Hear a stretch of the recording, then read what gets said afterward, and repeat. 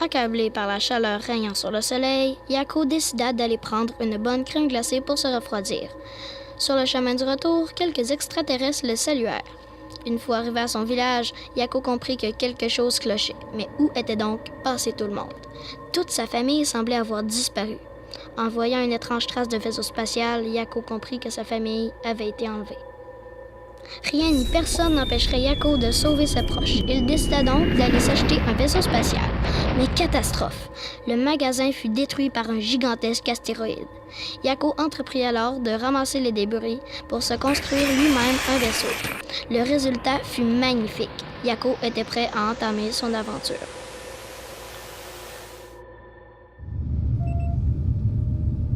Une fois dans l'espace, il fut arrêté par 2 extraterrestres qui surveillaient une frontière spatiale. Ils proposèrent un défi à Yako.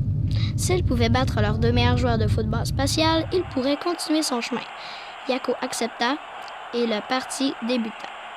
Après une passe parfaite à son coéquipier, il fit le premier point. Ses adversaires revinrent en force et marquèrent à leur tour. Yako réalisa le point gagnant avec un botté parfait et put alors traverser la gigantesque barrière.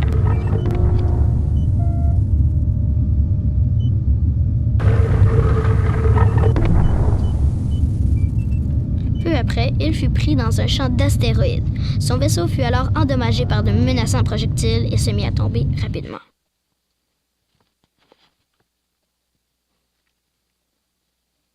Yako s'écrasa sur la planète Mercure et son vaisseau fut réduit en petits morceaux.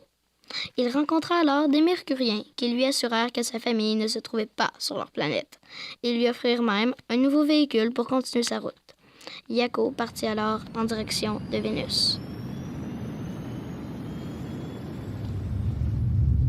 En route, il rencontra un guitariste extraterrestre qui lui proposa un défi. « Que le meilleur solo gagne !» s'exclama l'extraterrestre.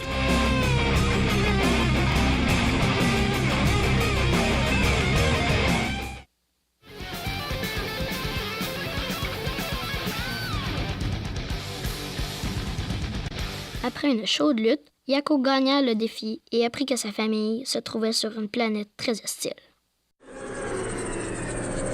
Au moment où Yako mit le pied sur Vénus, de méchants gardes l'arrêtèrent pour l'enfermer dans une prison lugubre.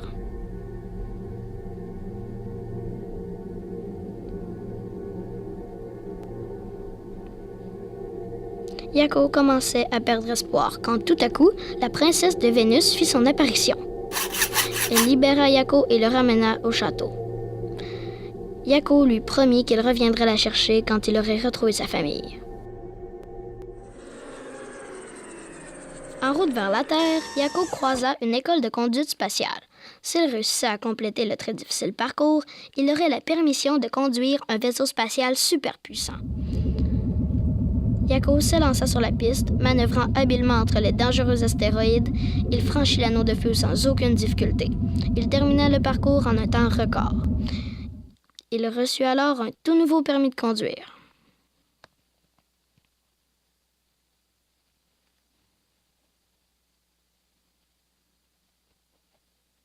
Pour sa bravoure et sa réussite, son professeur lui offrit son engin le plus rapide, l'éclair. Il atterrit ensuite sur la Terre. Il trouva cette planète très vivante et décida d'aller se balader pour en admirer le paysage.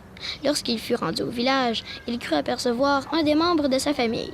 Il s'en approcha et le serra chaleureusement dans ses bras. Mais quelle surprise quand l'homme enleva tout à coup la tête de son déguisement. Yako sursauta et s'enfuit à toute vitesse dans son vaisseau.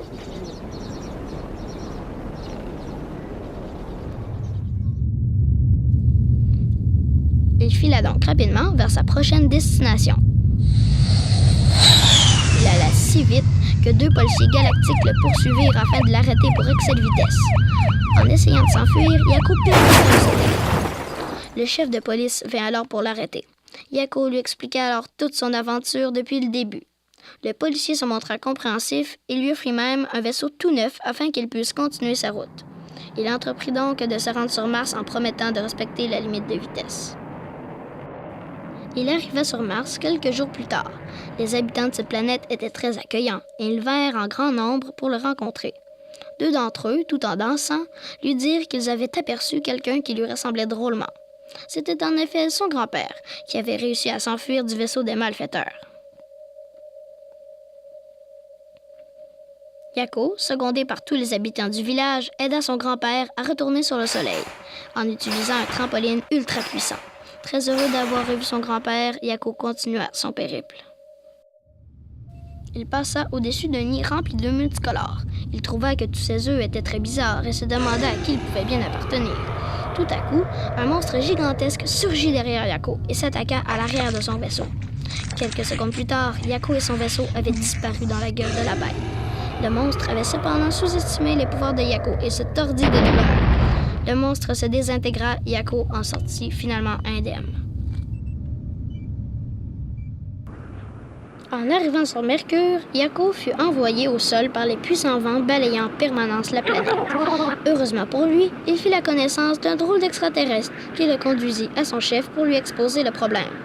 Le chef offrit généreusement à Yako un réacteur assez puissant pour traverser la barrière de vent. Yako put ainsi repartir en direction de Saturne. Il filait bon train grâce à son tout nouveau moteur quand, tout à coup, des rayons laser frôlèrent son vaisseau spatial.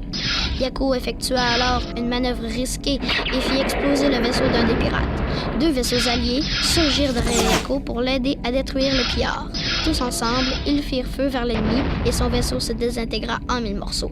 Les nouveaux amis de Yako lui proposèrent de l'escorter jusqu'à Saturne et partir avec lui.